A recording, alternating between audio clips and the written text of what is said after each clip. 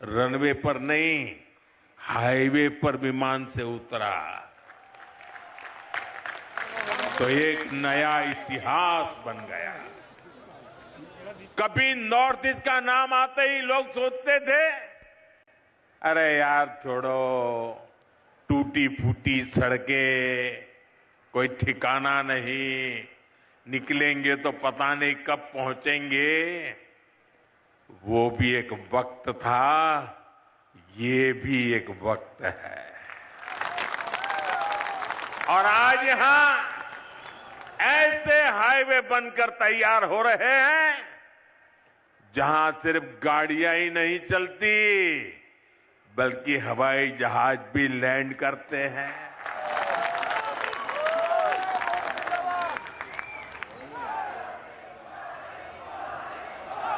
साथियों, आप मुझे बता दीजिए,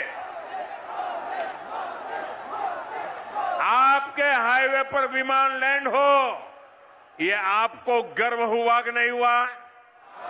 गर्व हुआ कि नहीं हुआ? तो जरा अपना मोबाइल निकालिए और फ्लैश लाइट कीजिए। आपको गर्व हुआ है ना? मोबाइल फोन निकालिए और फ्लैश लाइट कीजिए सबके साथ, दूर दूर तक। ये गर्व की पल है। ये असम का बदलता हुआ मिजाज है। हाथ बराबर ऊपर करके दिखाइए।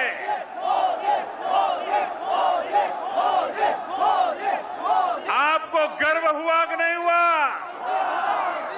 गर्व से मन भर गया कि नहीं भर गया? बोलिए भारत माता की।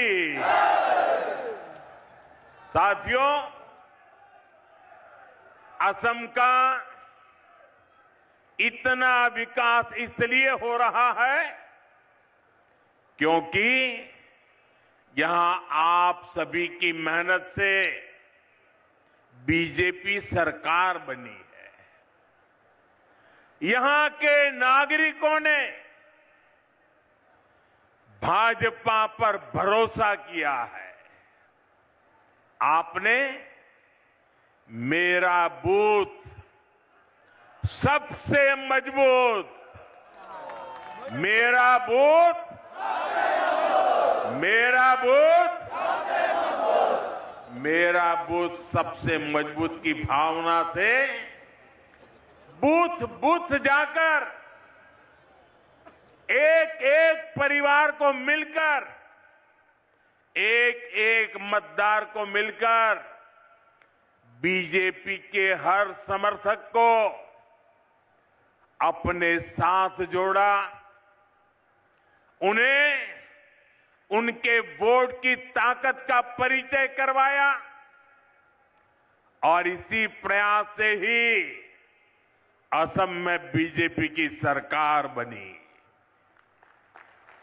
असम के इसी आशीर्वाद के कारण, असम के नागरिकों के वोट के कारण यहां लाखों गरीबों के घर बने, लाखों परिवारों में शौचालय की व्यवस्था हुई, पीने का साफ पानी उनके घर तक पहुंचा। आप मुझे बताइए, गरीब को घर मिलता है तो पुण्य मिलता है कि नहीं मिलता है? गरीब के घर में टॉयलेट बनता है तो पुण्य मिलता है कि नहीं मिलता है? गरीब के घर में पीने का पानी पहुंचता है तो पुण्य मिलता है कि नहीं मिलता है? इस पुण्य का हकदार कौन है? इस पुण्य का हकदार कौन है? एक पुण्य का हकदार कौन है? इस पुण्य का हकदार भारतीय जनता पार्टी के बूथ का कार्यकर्ता है। गरीबों को आयुष्मान योजना का लाभ मिला, उन्हें सुरक्षा और आत्मविश्वास मिला। इसलिए इस बार भी आपको ऐसे ही अपने बूथ पर एक एक वोट पर ध्यान रखना है। रखोगे? अब और कुछ मत करो, बस पूरी ताकत बूथ में लगा दो। आपका बूथ विजयी होगा तो बीजेपी विजयी होगी कि नहीं होगी? आपको विजय पाना है तो कहां पाना है? बूथ में विजय पाना है। साथियों,